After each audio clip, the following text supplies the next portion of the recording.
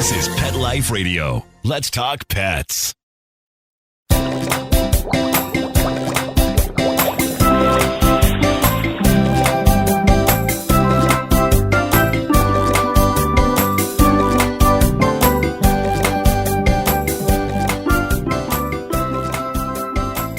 Welcome to Aquariumania. I'm your host, Dr. Roy Anong, speaking to you from the University of Florida IFAS Tropical Aquaculture Laboratory. Thanks for joining us. Most common freshwater tropical fish are farmed, but originated from Asia, South America, Africa, and Australia. But what about the native fishes here in the U.S.? Join us as Brian Torreano, ichthyologist and owner of BTDarters, explains why U.S. native fishes truly are another great option for aquarium hobbyists. We'll be right back after these messages. Take a bite out of your competition. Advertise your business with an ad in Pet Life Radio podcasts and radio shows. There is no other pet-related media that is as large and reaches more pet parents and pet lovers than Pet Life Radio. With over 7 million monthly listeners, Pet Life Radio podcasts are available on all major podcast platforms. And our live radio stream goes out to over 250 million subscribers on iHeartRadio, Odyssey, TuneIn, and other streaming apps. For more information on how you can advertise on the #1 pet podcast and radio network, visit PetLifeRadio.com/advertise today. Let's Talk Pets on PetLifeRadio.com.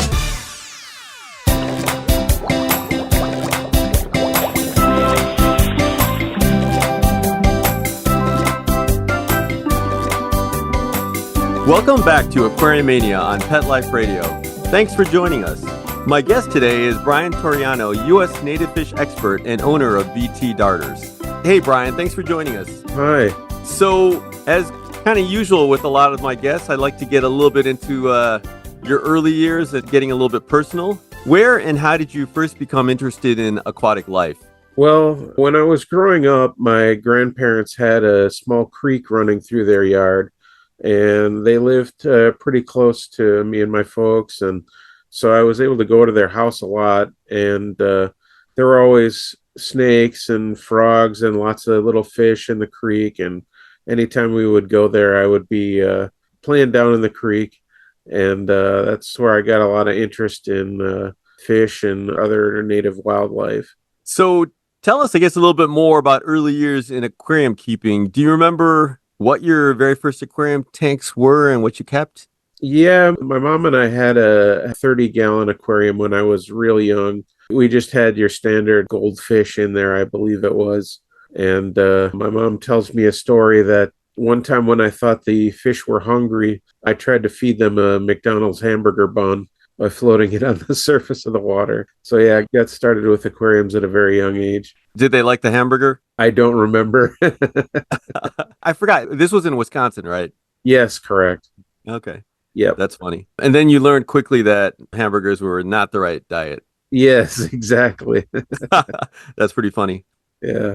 So I know you have an interest and passion for kind of both biology and art. Before we talk about biology and fish, can you tell us a little bit about your art history? Yeah, I used to do a whole lot of drawing. I've done some carving, some painting, a lot more when I was younger. I liked to draw and paint things in the natural world, tigers and fish and random animals and stuff like that. I did also have an interest in architecture.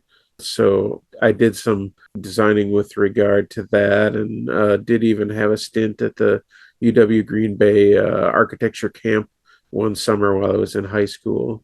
So what made you kind of make the decision to head down the science route and go more biology versus art? What were kind of your sort of driving factors? After high school, I sat down with my parents and we talked about what would be a better course of action, because at that point, it was really a toss-up between architecture or biology. But we came to the realization that since I spent so much time down at my grandparents' creek over the years and had such a strong interest in that we thought it'd be better for me to pursue biology as a degree. And so that's what I focused on when I went to college. Okay, that's great.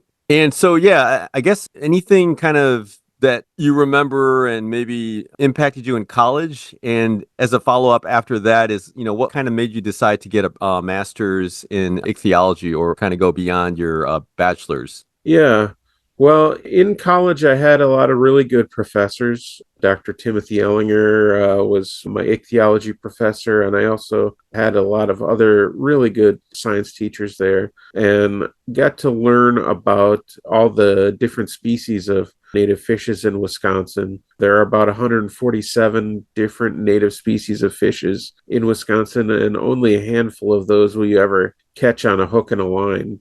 Most of them are, 3 inches or under, and they're fish you don't really see real often. But learning about them just fueled my interest and finished my bachelor's in biology, and then decided that I wanted to get a master's.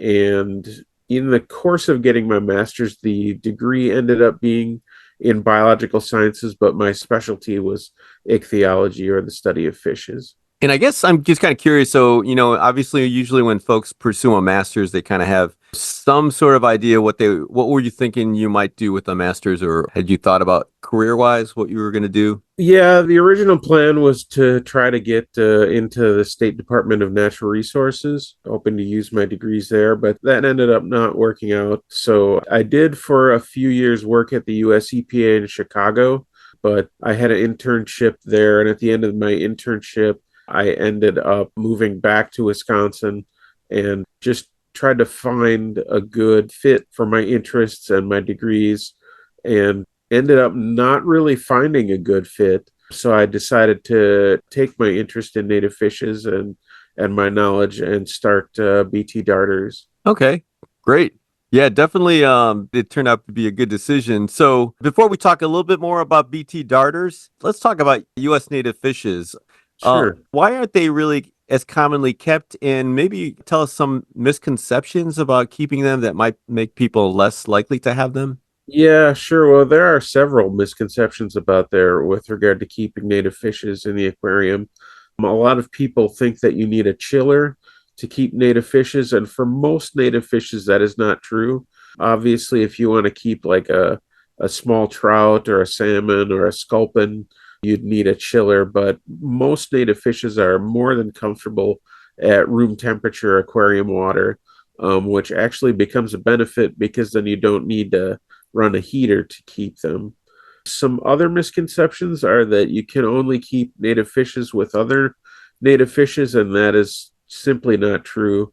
Over the years, I've kept native fishes with a lot of common tropicals like corycats or angelfish, non-aggressive cichlids, algae eaters, platies, mollies, you name it. As long as you're meeting the requirements of the native fishes, they're pretty well to be kept with other tropical fishes. Some other misconceptions about native fishes that they're all brown and ugly, which is not true. A lot of the native fishes, especially like the rainbow darters that I sell, they have blues and reds and are really, really stunning. And one U.S. native fish that has actually become famous overseas is the rainbow shiner. They have really bright blues and pinks, and from what I'm told, are very popular overseas. And another misconception is that it's too hard to keep native fishes in aquariums, and that, for the most case, is simply not true. Native fishes can be a lot hardier than tropical fishes, and can acclimate well to frozen or prepared foods, and are really quite easy to keep in the aquarium. Okay, great. Well, it sounds like a lot of reasons that maybe people should keep them. Yeah. So, as kind of an ichthyologist, we'll talk a little bit of science here. What would you say are kind of the major big taxonomic groupings of natives, especially obviously the ones that you would consider for an aquarium, including, and we'll talk more about the ones you sell as well, but in general, what would be the major groupings for aquariums? Sure. Major groupings would be darters. Of course, they're in the perch family. Other groupings are minnows, cyprinids, as they're called. Some people keep sunfishes or centracids in the aquarium. Catfishes. We have some species of native catfishes that you can keep in the aquarium. And there are some other oddball ones like swampfish and some live bearers too, like least killifishes that you can keep in the aquarium. Okay, so you mentioned a few. What would be, in your, I guess, opinion, some of the more popular species? I think you might have mentioned some of them already, but are there, maybe reiterate what those were and then what maybe a few other ones might be that would be kept, and then like where they come from maybe originally in the US? Okay. Well, for us at BT Darters, the most popular fishes are high color rainbow darter. They're found east of the Rocky Mountains in the US and have a pretty broad distribution. And they're fairly easy to keep in the aquarium. Some other ones that we sell that are popular are a few species of minnows. They also have a pretty broad distribution east of the Rocky Mountains, and also little catfishes, which tend to have smaller range distributions, but are found throughout the eastern U.S. And for the catfishes, when you say little, like are the ones I'm familiar with tend to be kind of bigger. Are there some that would sort of stay, aquarium hobbyist tank size, or do they all get pretty big? No, absolutely. Especially one of the species we sell, the tadpole mad tom, that stays 6 inches or under. And there are a lot of other mad toms in the eastern U.S., some of which we have access to sometimes, that stay in the 3 to 4 inch range. Okay. Yeah. That's great. So, yeah, obviously had to ask, what native species is your favorite? Well, I'd have to say our high color rainbow darter. And just to clarify, we call them high color because we have certain ones that we grade out for higher color intensity and the amount of color on the body. It's the same species as a regular rainbow darter. It's just we grade them out for higher color appearance. Okay. Yeah. Now, another question obviously is going to be kind of legalities. So, what are legal issues, or can anyone keep native fishes legally? Well, across the U.S., the legalities vary. Here in Wisconsin, you can keep a native fish as long as you have proof that you legally obtained it. So we are permitted by the State Department of Natural Resources as a licensed vendor throughout the U.S. Again, legality varies from state to state, but we do help people figure that out. If somebody orders fish from us, we first check with their state to make sure it's okay to send native fishes to that state. And the reason we do that is because your average person just doesn't know where to find that information or who to contact. And because we've been doing this for so long, we know where to look and we know who to talk to if necessary to find that information out. Yeah, that's definitely really helpful because, yeah, you're right. I mean, most people would have no clue. So that's a great service, actually. Oh, thanks. So the next question, can anyone just go out and catch their own native fishes, or kind of what's your take on that? Yeah, well, not just anybody can. There's some states that disallow it. So we recommend, if you want to get out and collect some native fishes, find an expert in your area that knows the laws and knows how to identify the native fishes, because, yeah, there are thousands of native fishes throughout the U.S., and you don't want to accidentally be taking home something that's a threatened or endangered species, or accidentally take home an invasive species or something. So definitely find an expert in your area and talk to them about it. Great advice. Well, let's take a short break. We have a lot more questions and a lot more information I know you have for us. So we'll take a break and continue our discussion with Brian Torreano, U.S. native fish expert and owner of BT Darters, after these messages from our sponsors. Begging to hear more of your favorite show? Full episodes of all our shows are available on demand. Go to PetLifeRadio.com to fetch our entire lineup of Possum Pet podcasts. Also, dig us up in iHeartRadio and iTunes. Let's talk pets. Live and on demand, only from Pet Life Radio. Let's talk pets. Let's talk pets On Pet Life Radio. Pet Life Radio. PetLifeRadio.com.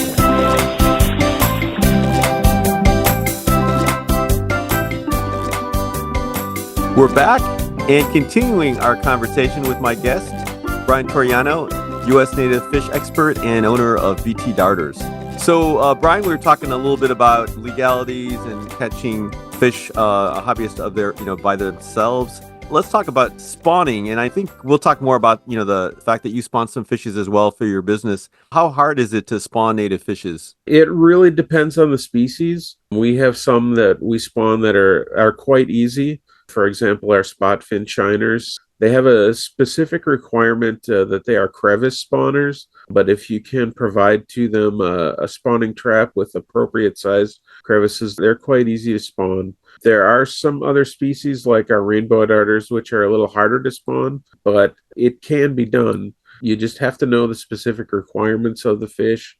And as long as you meet those, the fish are generally, if they're in breeding condition, are pretty apt to spawn. Okay, and then I guess the follow-up to that would be like in terms of the hatching and the feeding of the larvae and fry, like how is that? Is that pretty easy? That's about standard. For most of the fish, it's not as easy as like a molly or a platy where they pop out live young that are eating crumbled up flake food. For a lot of the natives, you're going to start them on infusoria or other small prepared foods. But if you spawned some of the slightly more difficult tropical species, you should have no problem spawning a native species. Okay. So I know there is a group, the North American Native Fish Association, I think, NANFA. Can you maybe tell us a little bit about NANFA? And I know you had been involved with them as well at some point. Yes, NANFA is a group of North American native fish hobbyists that have interest in the native fishes of North America, of course. They have membership throughout the U.S. and throughout the world, actually. And they have a quarterly 40-page print magazine that they send out. For 9 months, I was actually senior editor of that magazine. And for many years, I was an associate editor. They do have a small presence on Facebook as well. But there are a lot of people in that group that are knowledgeable about native fishes and especially legalities throughout the U.S. with regard to keeping native fishes. Okay, good to know. Yeah. So we'll talk more about husbandry requirements later, but I kind of wanted to get into your business now. So BTDarters, you started talking about it a little bit. What made you decide to go into business and specifically with native fishes? You talked a little bit about some work you did before, but opening your own business, I know, and I can't even imagine because I don't have one, must have been really tough. It wasn't too tough, actually. I started in 2001. Again, when I just was having trouble finding a job that satisfied my interests. And yeah, it wasn't too difficult to start. I was living in Waukesha, Wisconsin at the time. I had several fish tanks and was out catching the native fishes. And I decided, well, why don't I set up a website and see if I can start selling them? So that's what I did. How did that work? I mean, obviously you had to get like permits, I think, right? And then like, how did the response to your website go and all that sort of thing? Well, yeah, it was actually in 2001. There was nowhere near as many as the permit requirements as there are now. That was before the VHS fish virus hit Wisconsin, and pretty much as long as you had a fishing license and a seller's permit, you could sell the native fishes. So that's how I got started. Okay. So not too many challenges then. That's pretty good to hear. How many different species do you sell or does it kind of vary depending on season? Yeah, it does vary. On an average day, I'm selling 23 different species of native fish, but there are certain times throughout the year that I have access to more native species through a supplier in the U.S. South that I have. So at those times, I can have access to 37 or 38 different species. Wow, that's great. And you don't have to go into crazy detail, but I assume you have a bunch of tanks at your facility and you're kind of got some breeding tanks or sort of what's kind of your setup, I guess? Yeah. Well, right now I don't have a ton of tanks. I did between 2022 and 2023. I did live in Costa Rica for a short while. Oh, okay. And came back and set BTDarters back up. And so I've only got a few tanks and a few fry tanks. But I do aquaponic filtration on the tanks to keep the water clean, and have been able to spawn 3 different species since I came back to the U.S. my lowland shiners, my black striped top minnows, and my spotfin shiners. And so I've got fry tanks with them and currently selling some of my spotfin shiners also. Okay, great. So Costa Rica, you don't have to go. Yeah, that's interesting. That's like a long time. Anything you want to share or anything kind of interesting or any rationale for going over there? Yeah, well, I went to Costa Rica because I was a little frustrated with the political climate throughout the U.S. Oh, Uh, okay. it seems, I don't know, it's a frustrating topic, but Oh yeah, no problem. yeah, I decided to move down there, and after 11 months down there, it was really hard to find work down there, actually. And I just was having so much trouble, I decided to come back. When I came back, I set BTDarters back up and got it rolling, and things have been really good with regard to it since I've been back. That's good. Well, I'm glad you're back. Thanks. So you mentioned you obviously have some wild caught and some that you're breeding. Going into FAQs, we talked a little bit about this when we were going back and forth earlier. What does a hobbyist who maybe has a little bit of information on kind of normal tropical fish in aquaria, but still is really new, what do they need to know to be successful? Well, I provide care sheets with all of the fishes that I sell. I also, for most of the species, have the care information linked on my website online, so anybody can always contact me with regard to questions about the care of the different species. I do offer some consultation as well. I do offer some for free and also with the purchase of fishes, but for long or more involved consults like setting up a display system and needing to know all the details with regard to that, I do charge a fee for that. Sure. There's also a lot of resources online. NANFA website, as you mentioned, they provide information.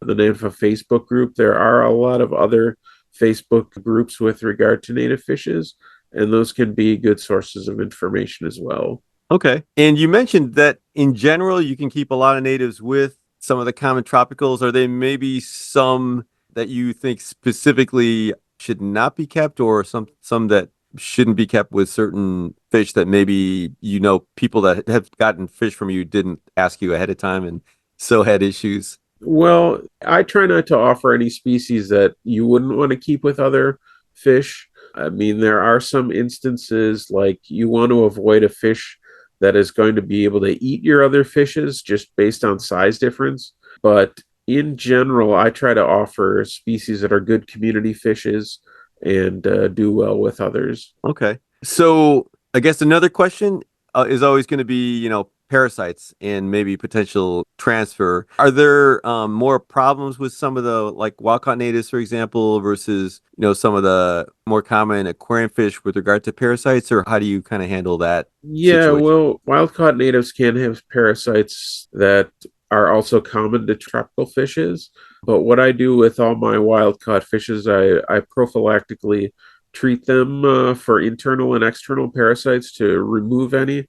So if somebody buys fishes from me, they're assured that they're getting parasite-free fishes that aren't going to infect the fishes that they currently have in their aquarium. Okay. So maybe kind of going off some of the questions I asked earlier, what would you recommend any specific species as maybe the easiest native to start with, and any additional info that would be required for that species? Sure. Well, one super easy species to start with is our common shiners. They are a small-ish species of minnow. They can get up to about 7 inches when they get large, but they're really great community fishes and can live just fine in a tropical fish aquarium. They'll eat flake food all day long, and they're really well suited to anybody's aquarium. Can you describe them? Like, what do they kind of look like appearance wise? Yeah, sure. Well, they look like your typical minnow. They're flat-sided and silvery. Breeding males are bright red. If you ever have the chance to see a breeding male, they're really incredible. But your average everyday appearance is a silvery fish that is sort of minnow-shaped and very active, like to swim around also. How about the most difficult? What would be a really interesting but difficult fish, maybe for a hobbyist that's a little bit more advanced? Well, probably our fiery black shiners are the most difficult ones to keep. They come from the American South in swiftly moving, highly oxygenated waters, and they really do need to be kept in an aquarium with a lot of water movement. In the past, I've had experience with them that if you don't keep them with a fair bit of water movement, they will develop spinal problems and can perish. So you really need to meet that specific requirement to have good success with them. Okay. And can you maybe describe them? How do they look? Yeah, well, they're the standard minnow shape too, like the common shiners, but these guys have red and black on the tails and sort of a little bit of red on the fins, and the body is gray to white, and they develop males will develop little bumps on their nose called tubercles, and they're really beautiful and interesting. I've got a video of one of my previous fiery black shiners that I had up on my YouTube channel. Okay. Cool. Yeah. So speaking of difficult fish and, things like including within that kind of just even transport in general, where have you sent native fishes, and are there problems with kind of shipping them or, depending on where people are? Yeah, let me touch on the shipping first. So what I do to ship is the fishes are put a few fish in a bag, double bagged with supplemental oxygen, and then they get put in a styrofoam lined box. We most often ship through USPS Priority, which is a few days service, but with the way in which we ship them, we have extremely good success. Over the 20 some years I've been doing this, I've only lost in total like a couple dozen fish. So we have really good success with that. And as far as where we've shipped to as far as Alaska on the West Coast and as far as DC on the East Coast. And again, we're based in Wisconsin. So we've got a broad area we cover and have really good success with sending the fish. That's good. Good to know. So you mentioned your YouTube channel. Do you have any other resources online that will be helpful for current or future native fish keepers, and you want to maybe talk about those? Yeah, sure. Well, of course, we'd have to mention our website, BTDarters.com, trying to provide a lot of information there to help anybody out with any questions they may have about the native fish. Also, we've got a community on Ko-Fi. That's ko-fi.com/BTDarters, where currently we have a lot of photos and info about native fishes, and that's also meant to be like a discussion forum where people can ask questions and get their questions answered. Those are some really good resources, and again, we do also have a YouTube channel with videos of our fishes, and that's where we try to provide a lot of helpful information. Are those resources? Okay, great. Sounds like quite a bit. Yeah. Well, unfortunately, we're out of time. I wanted to thank you, Brian, very much for your time and expertise, and definitely enjoyed kind of going through some of your online resources. Learned a lot, and obviously learned more talking with you right now. I want to thank our producer, Mark Winter, for making this show possible. So, Brian, do you have any final words of wisdom about native fishes or anything in particular you want to add? Sure. Well, with regard to native fishes, a little bit of wisdom would be to keep your fishes clean, well oxygenated, and well fed. That's the best wisdom I can give you. All right. Thanks for that. So please be sure to check out Brian's BTDarters site and his other social media links, which we'll find on his Aquariumania episode page. If you have any questions, comments, or ideas for a show, email me at drroy@petliferadio.com. That's DRROY @petliferadio.com. Until next time, please visit your local aquarium stores, keep your tanks clean, and consider going native. Let's Talk Pets, every week on demand, only on PetLifeRadio.com.